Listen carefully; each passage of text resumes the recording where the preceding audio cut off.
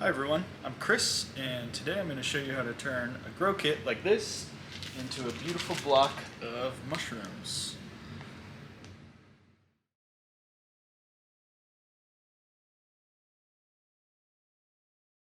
Once you've received your grow kit, the first thing you want to do is take a good look at it, make sure it's nice and white and healthy.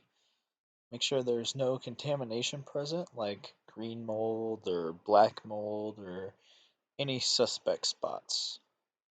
Once you've made sure that it's all healthy and ready to go, you just grab a clean knife and make a few slits in the bag where the mushrooms will emerge. So I like to make 2 to 4 slits, and I like to make them about 1 to 2 inches long. There are a lot of different ways to do this, but this is a good starting point that will give you nice sized mushrooms. Now that you've got your holes cut, you'll want to slowly roll down the top of the bag to let out all of the excess air and fold that flap down tight.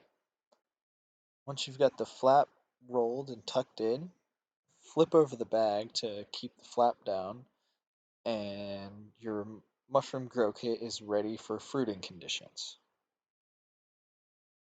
The most important thing is to keep your grow kit from drying out.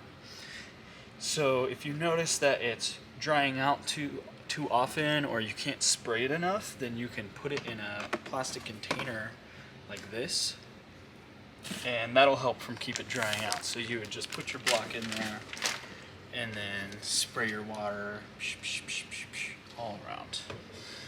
And yeah, and then you can take the lid, fan off your box like that,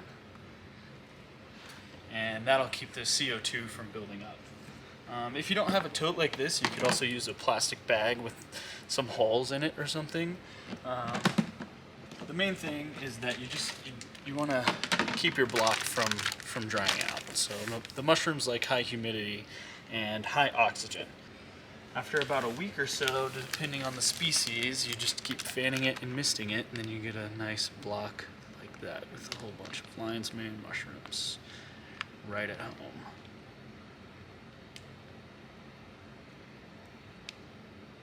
And it's really that simple. That's all you've got to do to get a grow kit started.